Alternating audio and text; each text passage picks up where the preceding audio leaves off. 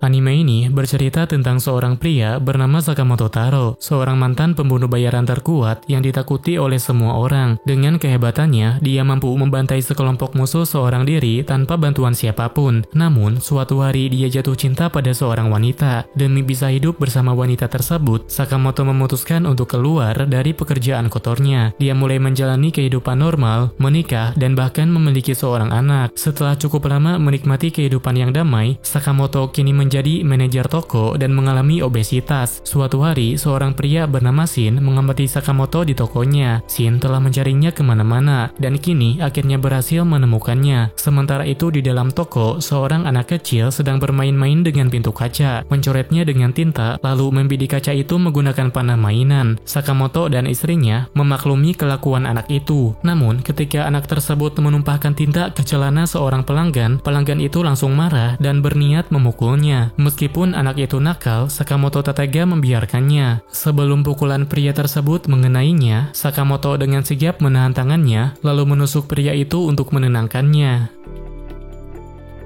Setelah kejadian itu, Shin akhirnya menampakkan diri di hadapan Sakamoto. Namun, Sakamoto tidak mengenalinya lagi. Shin pun mengingatkannya bahwa dia adalah mantan anak buahnya yang dulu. Setelah ingatan Sakamoto kembali, Shin mencoba membujuknya untuk kembali menjadi pembunuh bayaran. Namun, Sakamoto menolak dan menegaskan bahwa dia tidak akan kembali ke dunia tersebut. Jawaban itu membuat Shin sangat kesal. Baginya, Sakamoto yang dulu begitu ditakuti oleh para penjahat, tapi kini hanya terlihat seperti bapak-bapak gendut biasa. Untuk menenangkan diri, Shin mencoba menyalakan rokok, tetapi dengan cepat Sakamoto memotong rokok tersebut karena mereka berada di kawasan bebas rokok. Melihat kelincahan Sakamoto yang masih sama seperti dulu, Shin sadar bahwa meskipun tubuhnya berubah, Sakamoto tetap bisa membunuhnya kapan saja jika ia mau. Beberapa saat kemudian, seorang warga meminta tolong kepada Sakamoto untuk memotong ranting pohon. Setelah itu, dia juga membantu menenangkan seorang anak kecil yang sedang menangis di taman. Semua itu dilakukan Sakamoto dengan tulus. Namun, dalam pandangan Shin, Sakamoto seolah sedang berusaha menyembunyikan identitas aslinya dan berbaur dengan warga kota. Hari itu, Shin memutuskan untuk kembali. Walau Sakamoto sudah banyak berubah, ia tetap mengidolakannya dan berharap bisa bekerja dengannya lagi. Sayangnya, karena Sakamoto meninggalkan mereka secara sepihak dan melanggar aturan, ketua geng mereka memerintahkan agar Sakamoto tidak boleh dibiarkan hidup. Saat pulang ke rumah, Shin memikirkan masalah ini dengan serius. Meskipun dia masih mengidolakan Sakamoto, dia tetap memutuskan untuk menghabisinya. Keesokan harinya, Shin kembali ke toko Sakamoto. Dia berpura-pura datang memberikan salam perpisahan dan menembak Sakamoto. Namun, Sakamoto memiliki cara unik untuk menghindari peluru. Dia menggunakan permen untuk membelokkan lintasan peluru agar tidak mengenainya. Selain itu, dia juga melemparkan es krim ke arah Shin untuk mengalihkan perhatian, lalu dengan cepat bersembunyi di antara rak dagangan. Ketika Shin mulai kesulitan menemukan posisinya, Sakamoto melancarkan serangan balasan dengan tendangan kuat yang membuat Shin terlempar dan kehilangan kesadaran. Beberapa saat kemudian, Shin terbangun di rumah Sakamoto. Dia dibawa ke ruang tamu dan diajak makan malam bersama keluarganya. Awalnya, Shin merasa waspada. Dia sangat khawatir makanannya telah diracuni. Namun, setelah mencobanya, dia malah terharu karena rasanya terlalu enak. Momen itu membuat Shin memahami suatu hal, yaitu Sakamoto hanya ingin melindungi kehidupan damai seperti ini. Keesokan harinya, Shin kembali menemui gengnya. Dengan penuh keyakinan, dia memohon agar mereka membiarkan Sakamoto hidup karena dia sudah memiliki tempat baru untuk bernaung. Jika ingin membiarkannya hidup, ketua geng memberikan satu syarat, yaitu Shin harus mati untuk menggantikannya. Sebagai seorang expert yang bisa membaca pikiran, Shin segera menyadari bahwa ketua geng berbohong padanya. Karena itu, dia pun memutuskan untuk melawan dan memberontak. Tanpa sepengetahuan Shin, Sakamoto telah memasang alat penyadap. Dengan begitu, dia bisa memantau pergerakan Shin dari kejauhan. Setelah memahami situasi yang terjadi, Sakamoto pun memutuskan untuk menyelamatkan Shin. Ia membuka gudang rahasia di dalam toko tempat dia menyimpan berbagai macam senjata. Namun, dari sekian banyak koleksi senjata, Sakamoto memilih menggunakan senjata kejut. Sementara itu, Shin berusaha bertarung sendirian. Dengan kemampuan membaca pikiran, dia bisa memprediksi pergerakan lawan dan menyerang secara diam-diam. Namun, jumlah musuh yang terlalu banyak membuatnya kewalahan. Selain itu, peluru yang dia miliki semakin menipis. Ketika dia mencoba menerobos paksa, salah satu musuh berhasil menembak di bagian kakinya, membuatnya tidak bisa melarikan diri terjadi dan berakhir dikepung oleh mereka. Beberapa saat kemudian Sakamoto datang menolongnya. Dengan menggunakan stun gun, dia melumpuhkan musuh satu persatu. Dia juga memanfaatkan sumpit untuk menangkap peluru dari tembakan yang diarahkan padanya. Saat para musuh mencoba menembaknya secara bersamaan, Sakamoto dengan cepat menghindar dan memotong pistol mereka menggunakan pisau. Setelah semua musuh berhasil dikalahkan, Sakamoto pun membuat keputusan untuk merekrut Shin bekerja di tokonya.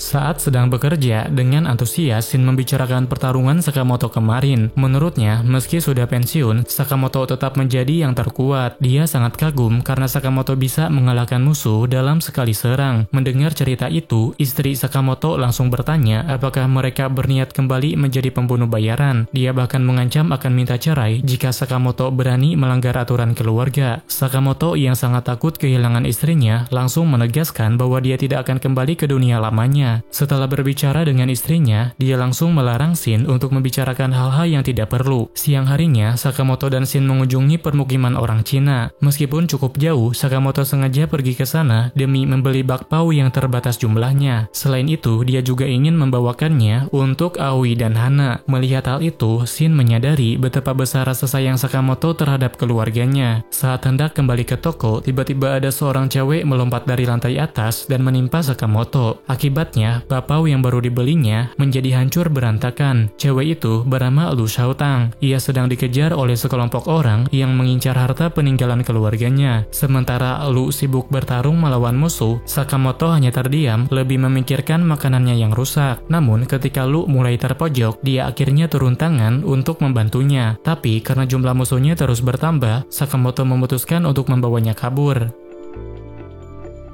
Setelah gagal menangkap Lu, orang-orang yang mengincarnya menyewa pembunuh bayaran bernama Sonhi dan Bacho. Mereka diperintahkan untuk merebut kunci yang dibawa oleh Lu. Klien mereka meyakini bahwa dengan kunci itu mereka bisa menguasai pasar gelap. Sambil melarikan diri, Lu menjelaskan bahwa dia adalah putri dari keluarga mafia terkenal. Dia dikejar karena membawa kunci berangkas rahasia peninggalan keluarganya. Shin menyarankan agar Lu membuang kunci tersebut, tetapi dia menolak karena orang tuanya telah mengorbankan nyawa demi melindungi kunci itu. Selain itu, dia merasa tak bisa menghadap mereka di surga jika tidak bisa menjaganya. Karena merasa ini bukan urusan mereka, Lu memutuskan untuk berpisah dengan Sakamoto. Namun, sebelum dia pergi, Sakamoto tiba-tiba bertanya apakah dia bisa membuat bakpao. Lu mengatakan bahwa ayahnya pernah mengajarinya, jadi dia cukup paham cara membuatnya. Mendengar hal itu, Sakamoto langsung memutuskan untuk menolongnya, tapi dengan syarat Lu harus membuatkan bakpao untuknya setelah masalah ini selesai. Tak lama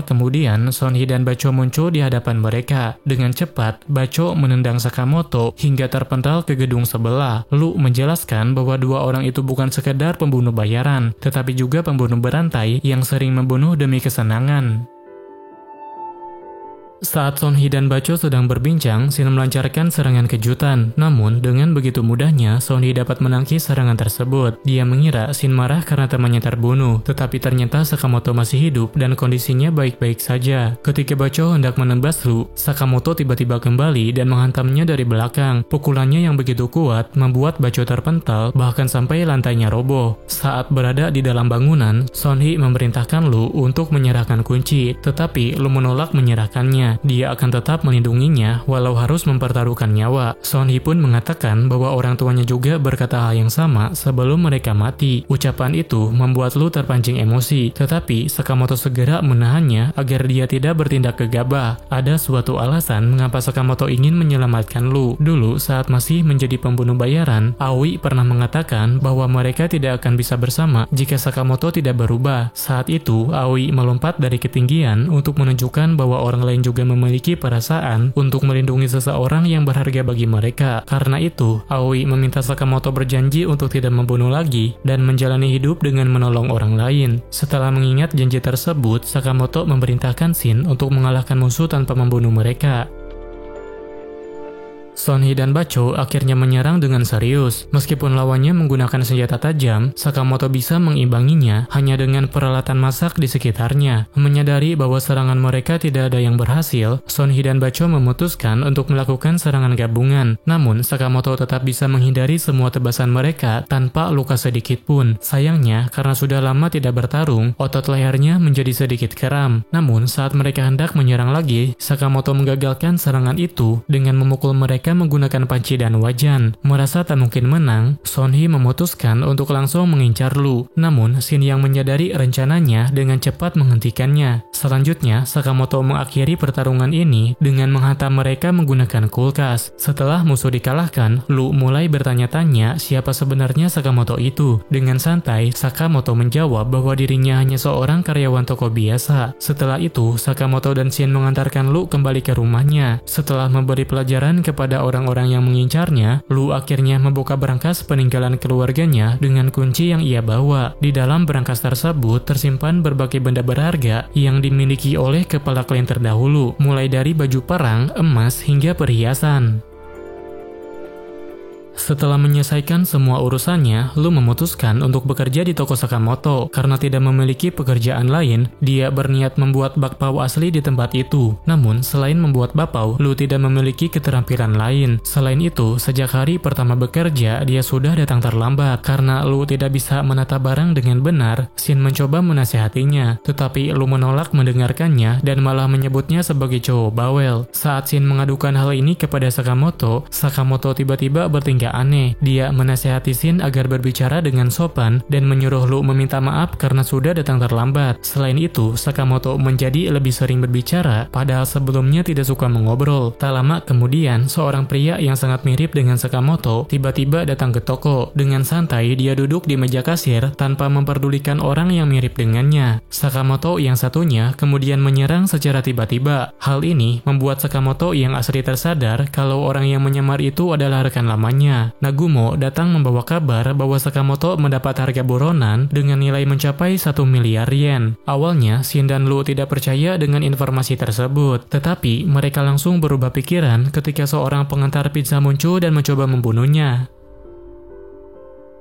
Pembunuh itu mengancam akan melukai Nagumo, tetapi Sakamoto malah nyantai dan memakan pizza yang dibawa olehnya. Dengan begini, Nagumo sudah membuktikan kebenaran ucapannya. Setelah itu, dia dengan cepat melumpuhkan pembunuh tersebut dengan cara mengunci lehernya. Sakamoto bertanya siapa yang menginginkan kematiannya. Sayangnya, Nagumo juga tidak mengetahuinya. Dia hanya datang ke sini untuk menyelesaikan misi yang diterima olehnya. Setelah berbicara dengan Sakamoto, Nagumo berpamitan sambil membawa pembunuh yang telah dikalahkannya. Sementara itu di suatu tempat, orang-orang yang merencanakan pembunuhan Sakamoto sedang berkumpul bersama. Mereka mengamati Sakamoto dari jarak jauh menggunakan kamera tersembunyi yang dipasang oleh pengantar pizza. Saat melihatnya, mereka tidak menyangka bahwa pria gemuk itu dihargai 1 miliar yen. Namun, pemimpin kelompok mereka memperingatkan agar tidak meremehkan Sakamoto. Kemudian, dengan melalui kamera, Sakamoto mengirim pesan kepada mereka. Dia memperingatkan bahwa jika mereka terus mengusiknya, dia akan menunjukkan neraka kepada mereka. Saat memikirkan masalah ini bersama Shin, tiba-tiba istri dan anaknya mengingatkan bahwa besok mereka berencana pergi ke taman hiburan. Hal ini membuat Sakamoto panik karena keselamatan keluarganya bisa terancam. Keesokan harinya, Sakamoto dan keluarganya pergi ke taman hiburan. Ketika mereka bermain, Shin bertekad akan melindunginya agar keluarga Sakamoto menikmati hari liburnya. Namun, karena taman ini sangat ramai, musuh jadi sulit untuk dibedakan. Meskipun begitu, Shin yakin belum ada ancaman di sekitar mereka karena dia bisa membaca pikiran dalam radius 30 meter. Namun, hal ini justru membuat Lu marah karena merasa pikirannya selalu diintip. Tak lama kemudian, Shin menyadari ada seseorang yang mendekati mereka. Orang itu menyamar sebagai petugas kebersihan dan sedang membaur dengan pengunjung. Saat petugas itu hendak menyerang, Sakamoto dengan cepat melumpuhkannya dengan menggunakan pulpen. Kemudian, Shin dan Lu segera mengamankannya agar tidak menarik perhatian. Namun, selain petugas kebersihan, ada pembunuh lain yang juga dikirim ke taman hiburan. Orang itu bernama Tatsu. Setelah melakukan pengamatan, Tatsu menyadari bahwa dia bisa mengelabui Shin dengan mengosongkan pikiran. Dengan cara itu, Shin tidak dapat mendeteksi keberadaannya. Selanjutnya, Akhirnya, Sakamoto menaiki wahana roller coaster. Untuk lebih mudah mendeteksi musuh, Shin dan Lu sengaja memilih duduk di kursi belakang. Awalnya, Shin tidak merasakan adanya ancaman, tetapi Lu melihat orang berambut perak di depan mereka tampak mencurigakan. Setelah menyadari hal itu, Shin segera memberitahu Sakamoto bahwa ada musuh di belakangnya. Orang tersebut sedang menunggu kesempatan untuk menembaknya. Demi melindungi Sakamoto, Shin memilih turun dari wahana dan menghadapinya sendirian. Sambil berdiri di atas lintasan rel, Shin menyatakan bahwa hari ini adalah hari libur Sakamoto. Oleh karena itu, dia sendiri yang akan melawannya. Tak lama kemudian, ketika roller coaster meluncur dari belakang Shin, Tatsu memanfaatkan momen tersebut untuk melemparkan pisau padanya. Shin tak bisa menghindari pisau tersebut. Akibatnya, dia kesulitan bergerak karena pisau itu telah dilapisi racun. Meskipun tubuhnya melemah, Shin tetap berusaha bangkit. Untuk mematahkan semangatnya, Tatsu mencoba menghina atasannya. Dia mengatakan bahwa Sakamoto memiliki tatapan mata pecundang dan terlalu lemah karena takut mati. Namun, Shin menjawab bahwa Tatsu tidak tahu apa-apa tentang Sakamoto. Menurutnya, Sakamoto bukan lemah, tetapi dia memiliki keluarga yang harus dilindungi, dan orang seperti itu justru lebih kuat dari siapapun. Saat ini, racun yang menyebar di tubuh Shin sudah mulai mempengaruhi penglihatannya. Namun, meskipun hampir tidak bisa melihat, dia tetap mencari cara untuk mengalahkan Tatsu. Ketika roller coaster akan melintas, Shin memanfaatkan momentum tersebut untuk menyeret Tatsu ke panggung pertunjukan. Shin membawa pertarungan ke tempat itu bukan tanpa alasan. Dia ingin menggunakan penglihatan para penonton untuk membaca pergerakan lawannya. Menyadari hal ini, Sakamoto segera memberi instruksi yang lebih jelas. Dengan kemampuan membaca pikiran, dia memberitahu Shin kapan harus menyerang atau menghindari lawan. Meskipun penglihatannya terganggu, berkat bantuan Sakamoto, Shin tetap berhasil mengalahkan Tatsu. Setelah Tatsu berhasil dikalahkan, Boyle dan Obiguro bersiap menjalankan misi mereka. Berbeda dengan pembunuh sebelumnya, Boyle tidak pernah meremehkan Sakamoto karena mereka adalah teman lama. Di sisi lain, Shin sedang diberi penawar racun oleh Lu Xiaotang. Namun, saat obat itu diteteskan ke dalam matanya, Shin sudah ingin kabur padahal pengobatan itu tidak menyakitkan. Dalam situasi ini, Sakamoto bertanya kepada Tatsu siapa yang menyawanya. Awalnya, Tatsu enggan berbicara, tetapi setelah Lu menusukkan pisau beracun dan mengancam akan membuang penawar racunnya, Tatsu akhirnya mau mengaku karena masih sayang dengan nyawanya. Tatsu mengatakan bahwa dia disewa oleh grup Dodenkai, sebuah perusahaan gelap yang bergerak dalam pekerjaan berbahaya. Namun, Tatsu sendiri hanya pekerja paruh waktu dan tidak memiliki kesetiaan kepada mereka. Dengan kata lain, dia berasal dari asosiasi pembunuh bayaran seperti Shin dan Sakamoto dulu. Tak lama kemudian, istri dan anak Sakamoto datang menemuinya. Mereka mengajak Sakamoto untuk pergi makan karena sudah merasa lapar. Sebelum pergi, Hana sempat memberikan sesuatu kepada Tatsu. Meskipun masih kecil, dia ingin berterima kasih karena aksi Tatsu dalam pertunjukan tadi sangat menghibur.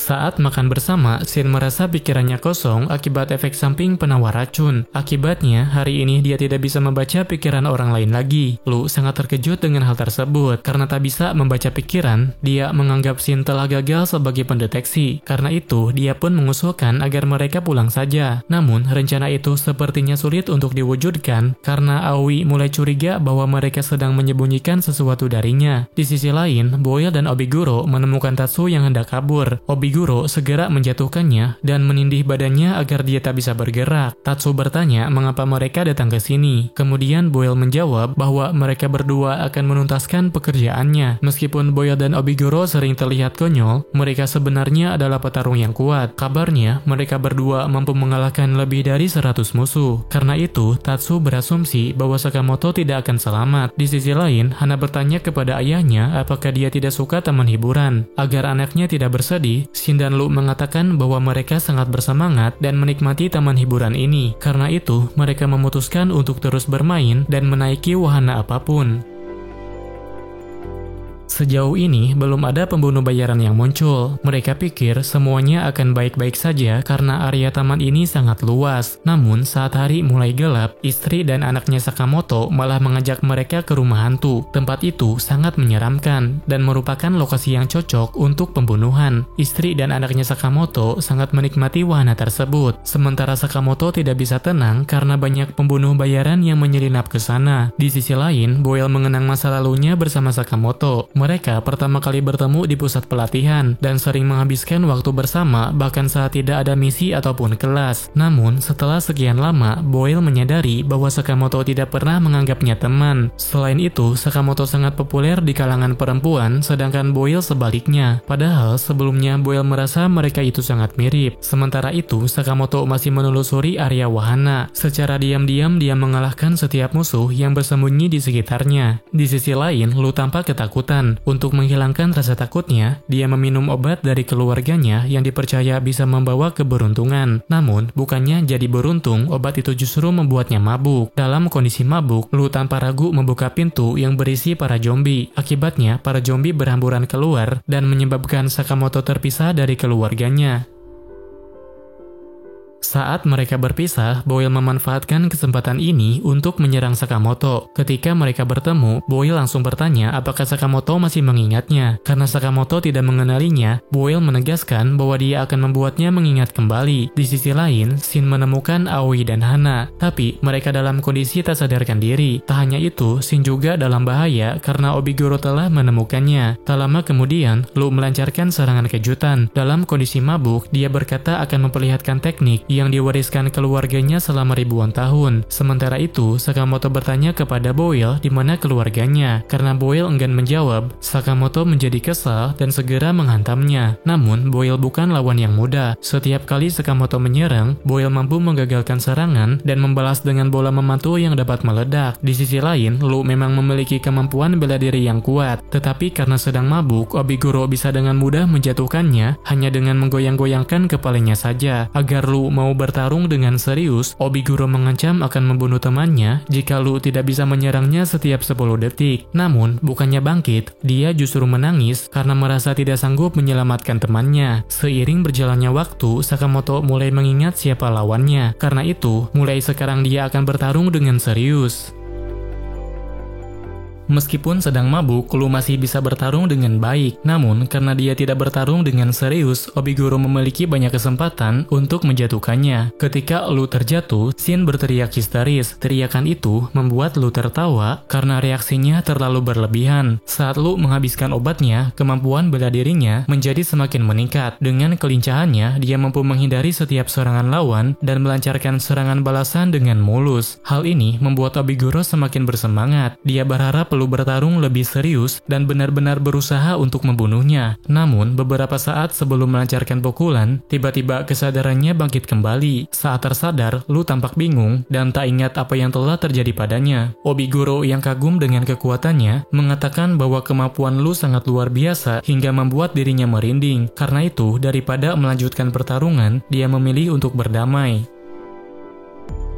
Di sisi lain, Sakamoto tiba-tiba kembali ke bentuk tubuh kurusnya. Dengan tubuhnya yang sekarang, dia bisa bergerak lebih cepat dan menyerang tanpa memberi musuh kesempatan untuk menghindar. Selain itu, pukulan yang dilancarkan olehnya sangat kuat hingga mampu menghancurkan sarung tangan besi yang dipakai Boyle. Ketika Boyle mencoba menyerang dengan bola peledaknya, Sakamoto berhasil menangkap bola tersebut dan langsung mengembalikan padanya. Sakamoto mengakui bahwa Boyle memang kuat. Dulu, dia sendiri juga pernah menggunakan kekuatannya untuk melukai orang lain.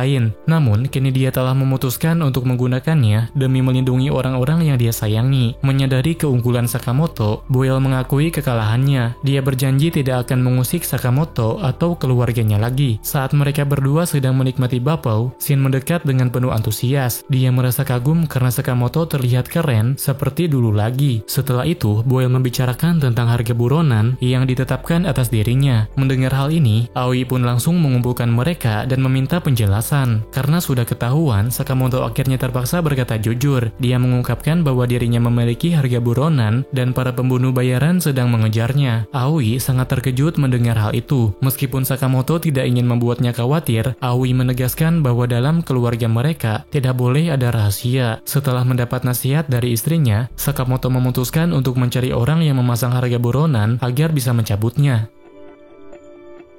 Untuk menemukan markas Dodenkai, Sakamoto memiliki suatu petunjuk. Ia pergi ke tempat penjualan informasi yang berkedok sebagai penyewaan DVD. Tidak butuh waktu lama bagi mereka untuk mendapatkan film dokumenter tentang Dodenkai. Namun, informasi itu tidaklah murah. Sakamoto harus membayarnya dengan harga yang sangat mahal. Untungnya, dia masih memiliki tabungan dari masa lanjangnya. Sebelum keluar, penjual bertanya pada Sakamoto apakah dia akan kembali ke dunia hitam. Dia memperingatkan untuk lebih berhati-hati karena ada kemungkinan rekan-rekan lamanya terlibat dalam masalah ini. Sementara itu di tempat lain, Nagumo sedang makan malam bersama rekan-rekannya. Saat ditanya apakah dia telah bertemu dengan Sakamoto, Nagumo pura-pura tidak tahu sehingga membuat lawan bicaranya kesal. Pria yang bernama Shiba mengatakan bahwa orang yang emosional seperti ini bukanlah gaya mereka. Namun ketika ia mengetahui bahwa makanannya tidak sesuai pesanan, dia justru lebih marah dan menghukum koki yang memasaknya. Tak lama kemudian, Iria dari asosiasi pembunuh datang menemui mereka. Sambil menunjukkan sebuah foto, dia menjelaskan bahwa belakangan ini ada seseorang yang membantai anggota asosiasi pembunuh. Oleh karena itu, dia meminta bantuan mereka untuk menyelesaikan masalah ini.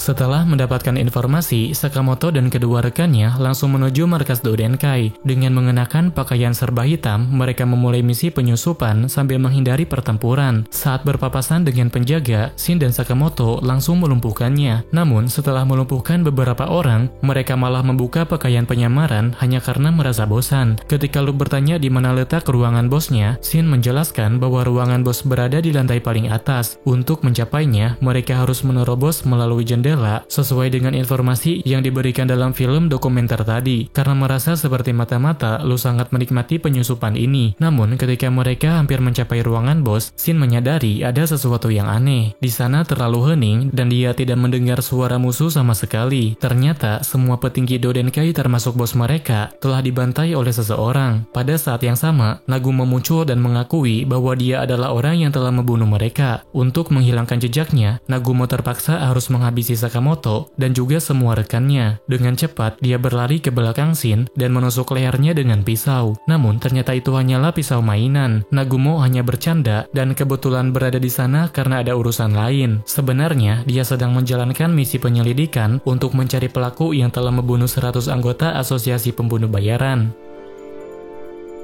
Mashima Haisuke adalah seorang pembunuh bayaran lepas. Berbeda dengan pembunuh lainnya, dia tidak memiliki penghasilan tetap dan seringkali kekurangan uang. Untuk mengubah nasibnya, Mashima akan mengincar Sakamoto dan mengambil hadiah buronannya. Seiring waktu, para pembunuh hadiah yang mengincar Sakamoto semakin sering muncul di tokonya. Akibatnya, toko menjadi berantakan dan memerlukan perbaikan total. Namun, karena tidak memiliki cukup uang, mereka hanya bisa berharap memenangkan turnamen paintball yang akan diadakan besok. Tak lama kemudian, Mashima datang ke toko Sakamoto. Sambil menunjukkan foto Sakamoto saat masih kurus, dia memerintahkan semua pegawai untuk menyerahkan orang yang ada di foto itu. Untuk menghindari masalah, Sakamoto berpura-pura menjadi pekerja paruh waktu. Dia mengatakan tidak mengenal seseorang bernama Sakamoto Taro. Mendengar jawaban itu, Mashima langsung panik. Dia benar-benar putus asa karena mengira targetnya memang tidak ada di sana. Selain itu, dia juga tidak bisa mencarinya ke tempat lain karena tidak memiliki ongkos maupun bekal. Mashima terpaksa harus menyerah. Namun karena perutnya sedang keroncongan, dia berdiri di depan toko berharap ada seseorang yang memberinya makanan. Merasa kasihan, Sakamoto akhirnya memberikan bapau sebelum Mashima pergi.